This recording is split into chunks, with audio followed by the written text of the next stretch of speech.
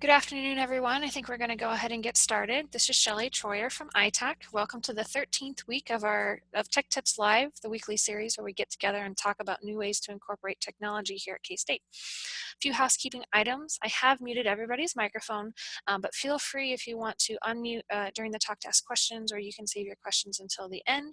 I'll just let everyone unmute themselves as needed, or feel free to go ahead and send questions in over the chat at any time. I'll typically save those chat questions towards the end, but if they're applicable throughout the talk, I'll go ahead and bring them up. So I think with that being said, I'm going to go ahead and pass it over to today's presenter, Andrew Keeler from the Instructional Technology team, who's here to talk to us today about some useful apps for Android and iOS devices. Andrew? Hey everybody, I'm Andrew Keeler.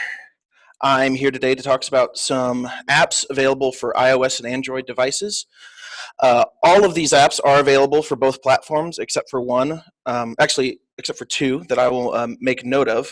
So in creating this presentation, the first problem I came up to was how do I show off these applications that I'm wanting to demonstrate. And I came up with an excellent solution that I found online, this product called Visor. So let me begin to share my screen and I'll show you what I found. In the Chrome browser, you have the ability to use apps that are built in, and you could download this one called Visor, and it allows you to manipulate your Android phone from your PC, and this can be useful if you want to share the full Android experience over Zoom, or if you're an Android developer, or a number of different things. And so I was just going to do a quick run through of how I did this. There will be more detailed instructions posted with the video after this presentation is over.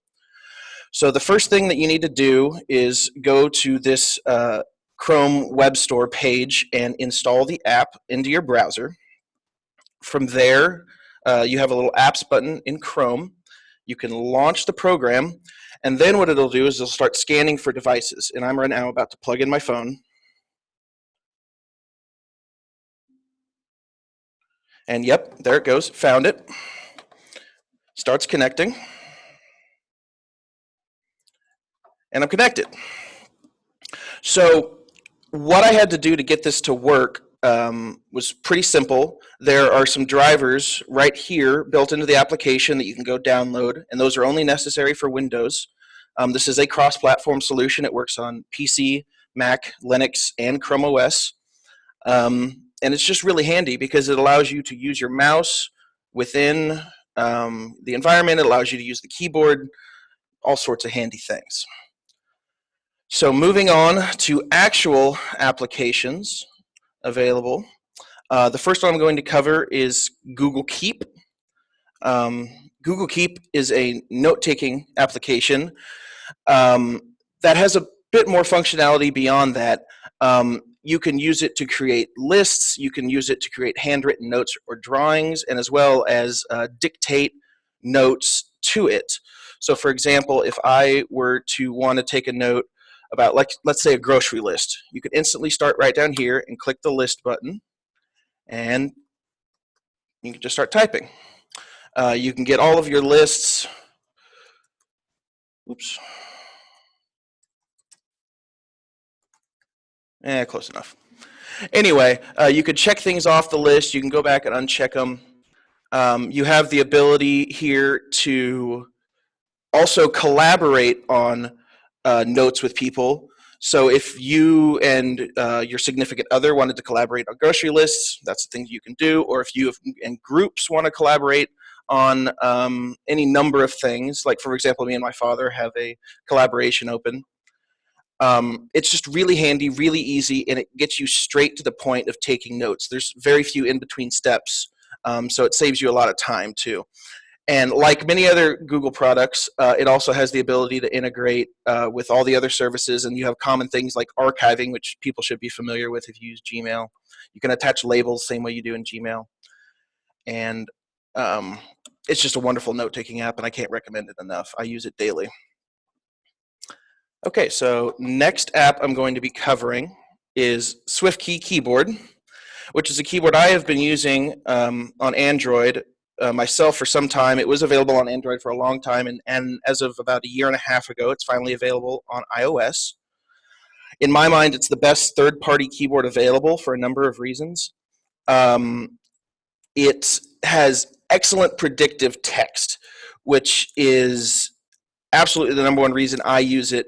If you have common phrases or things you're typing often, you'll be able to continue to tap, tap, tap, and it can almost read your mind in some ways, especially once you give it like a few seed words to start a sentence, it'll almost know what you need.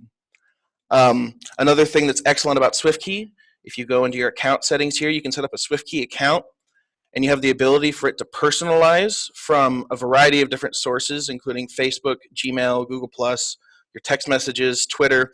And so language that you use commonly in email, which you might not use commonly elsewhere, can be integrated. So like academic words, especially words like candidate and things like that, which normally aren't part of my vocabulary, it knows when I want those words. Another cool thing is it's able to keep track of how you type and how effectively you type. Um, it's able to keep track of the words you've added, and then it also tells you fun things like what emojis you use most often, how many taps it saved, words. I mean, all sorts of fun stuff for the data nerds out there. This keyboard works well with either swipe, which is the kind of where you move your thumb around and you don't have to lift off, or you can just do the traditional touch typing. Um, it's available in multiple languages, and for those of you with that like a little bit of visual flair, there's all sorts of fun options that you can play with. Definitely highly recommended keyboard. If you're just using the stock keyboard on your device, be it Android or iOS, you're really missing out on some great new features available. Okay, moving on. The next app I'm going to talk about just briefly is GroupMe. I used this when I was a student as a way to collaborate with group projects as well as just friend groups. For example, here back in 2014, me and my friends were lunch buddies, and we were communicating with each other, trying to make sure we stayed or showed up at the right place at the right time. What's so fun about GroupMe is that it allows you to throw GIFs in, which this day and age, everybody loves GIFs. It's a lot of fun. And it's just a fun way to add flair, and it's a great way to keep in constant contact with group members. And as a person who gets annoyed by Apple users who have group text, and group text works great on iOS, but as soon as you try to port that over to Android, it can be a little bit annoying, constantly being spammed with messages. So I prefer this as far as group messaging is concerned, and it's far less invasive. Students are probably familiar with this. I know a lot of them are, but maybe there's a way for professors or certain other people to integrate this in some way. It's just a wonderful app, though. Very simple and straightforward, but it does what it needs to very well.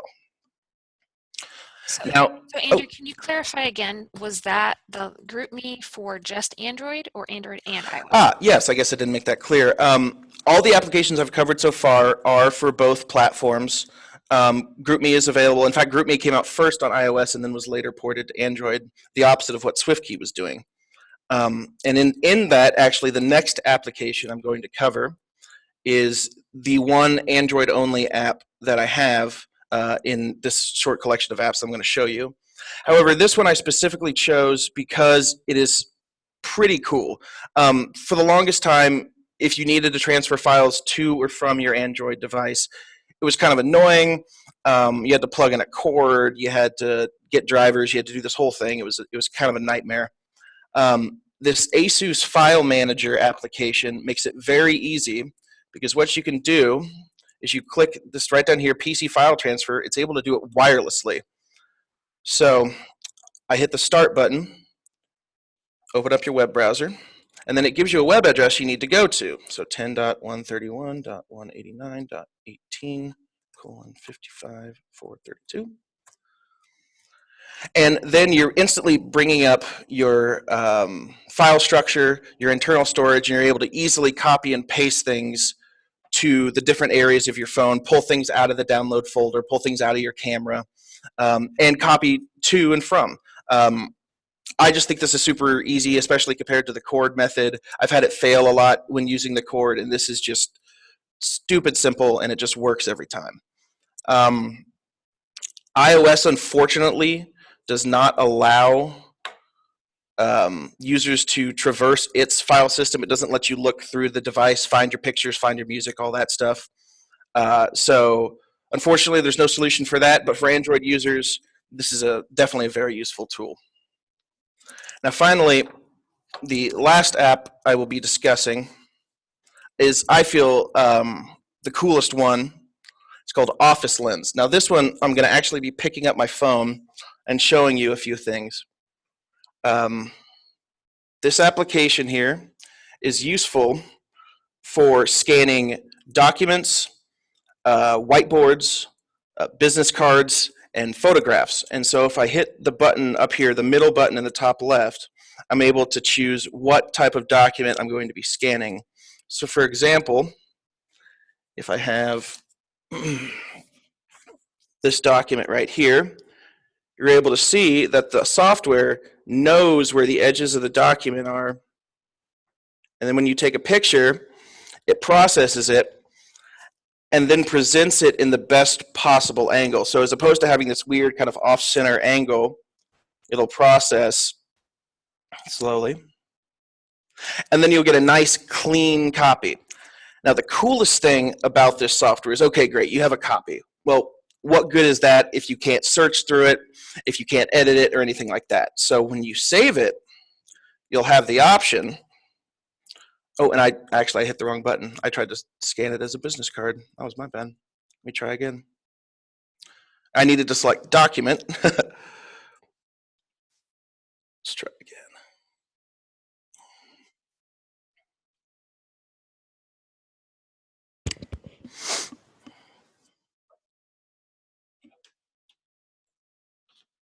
Okay, so we have the document scanned this time. Now here's where the fun starts. You have the option to save this document as a picture, as far as gallery. You get PDF, Word document, and so I'm going to select Word document, and then hit the check mark. And so what this is going to do is then transfer that document, and it's going to do something called optical character recognition, where it's going to scan the document and read the individual letters. And what it's doing right now is transferring that document to my OneDrive account online. So if I then pull up the folder where it uploads to, you can see this new document that just popped in. I can load into it. And it didn't do the best job on this one. In fact, let me show you an example of one that I did earlier that came out a little bit cleaner. So on the right, what you can see here is the picture that the application took. And then on the left is the Word document that it created from that text. And word for word, it got every single one. This is really useful for if you have documents that you might not have the original digital file for, and it would be time consuming to recreate. In fact, let me show you some of the more advanced features that it's able to do. Like, for example, let me show you this one. Here's an original picture I took from a document I made when I was a student. Had some embedded pictures. Even it had some captions on the pictures. So if you look up here on the recreation that Office Lens did, it got pretty close. It was able to even embed the pictures from the document, and it got two of the captions. Granted, it's not perfect, but it's a lot closer than you would get with any other method. Another cool one, let me just go on. Not that one. This one. I took a picture here where it had a table set up. And look at this. Office Lens was able to recreate the table exactly like I needed it to be. And then finally, another cool feature that I'll show off. Ooh, that's giving it away. Let me pull back up the program. And then you might be able to see behind me, I have a whiteboard with some stuff written on it. And what's really cool about this application is you can see the angle that I'm at is pretty sideways. It's kind of a rough angle. But if I take the picture, it'll process here.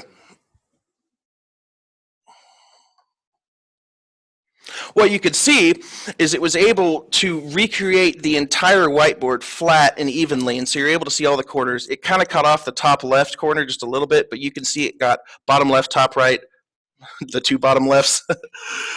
But yeah, I was able to capture all the corners, all the text, and in the newest version of this software, which was just released 2 days ago, they're now able to do rough optical character recognition on handwritten text. So you can see the message that Shelley wrote, the quick brown fox jumped over the lazy dog. I recently sent this in, and see, there's the original, and it got kind of close. So it's not perfect right now, but you can see the technology is progressing, and you can potentially see the future for all of this. This application is especially wonderful for students. I know that if I was a student, or when I was a student, if this existed, it would have helped me out a lot, as opposed to furiously taking notes off of a whiteboard full of content. Instead, you could just take a picture and have it be a nice high contrast image that you can look at and reference later. No need to furiously write down. You can spend more time paying attention to the professor.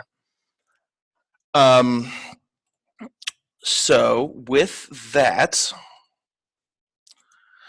I believe that, oh, and there is one more thing I wanted to cover about this. It does use a Microsoft account, a Microsoft OneDrive account. This isn't the same as your KSU Office 365 account. Unfortunately, it doesn't work with that system, so you'll have to sign up with your own personal Microsoft account. But it's easy, it's free, it takes barely any time. You can have, and they give you an email address. Like that's important anymore. But you can have an @live.com email address with it. So with that sign up, you'll have your OneDrive with 5 gigabytes of storage where these things are uploaded to, and then from there, you can download all of these. Oh, and I did remember one more thing I forgot about. The other cool feature of this app, I didn't show off the business card side of things. And this one is useful for professionals. So I have my business card right here. Let me get into business card mode. It's able to scan my business card.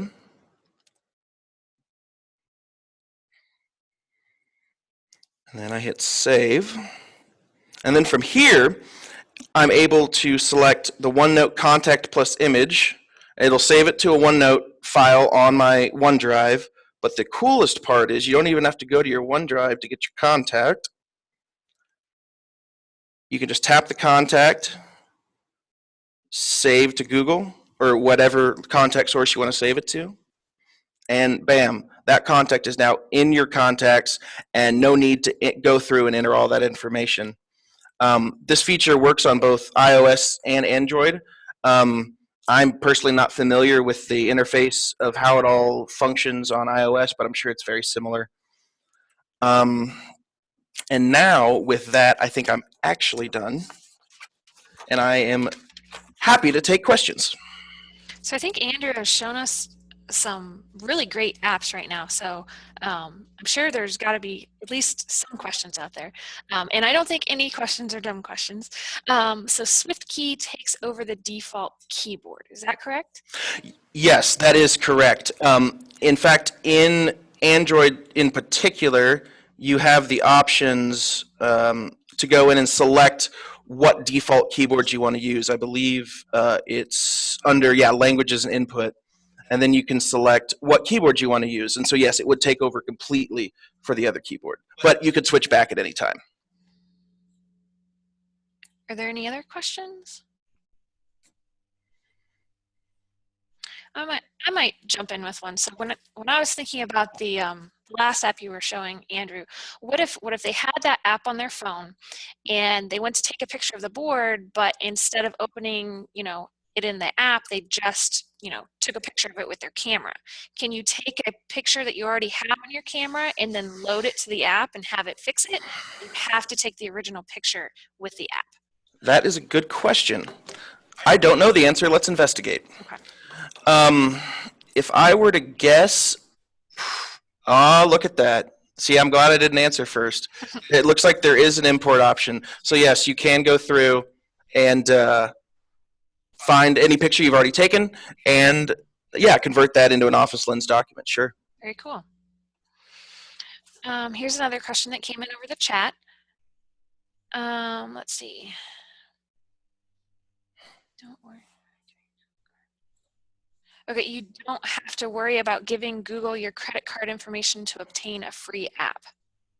No, no, no, no. The Google Play Store. Yeah, you don't have to give a credit card for free apps. Nothing like that. And all of these were free, just to clarify.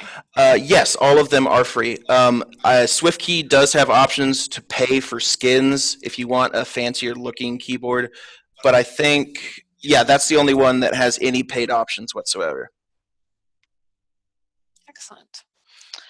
Any other questions at this time? Okay, Andrew, I'm going to have you go ahead and stop your screen share. Sure. And then I will pull mine back up really quick. So just like I do every week, I'm going to remind everyone that we do record these videos and post them on our Tech Tips Live website. The website is k-state.edu/its/tech-tips-live. And if you just go and browse through all the previous sessions, if you click the arrow next to a specific session that you're interested in, the video will play or will be posted right below that. And like Andrew said earlier, since there's some more technical details associated with some of the things he talked about today, after the video we'll put some comments and probably links to different things that he talked about today, kind of like what we did on the first tech tips we had over Zoom, how we had the question and answers posted there as well. So after stalling a little bit, I still don't see any other questions, so I'll just ask one more time. Is there any questions before we wrap things up? Okay, so I don't see any. I want to thank everyone for joining us today. Hopefully everyone can join us next week, where I'm going to talk about more specific features on Zoom webinars and how to hold a Zoom webinar and how it's different from just a regular meeting. So I also want to thank Andrew very much for showing us all the cool apps that we learned about today. I think it'll be very helpful for a lot of people. And I think that should do it for today. I hope everyone has a great week and can join us next week to learn more about Zoom webinars. Thanks, everyone.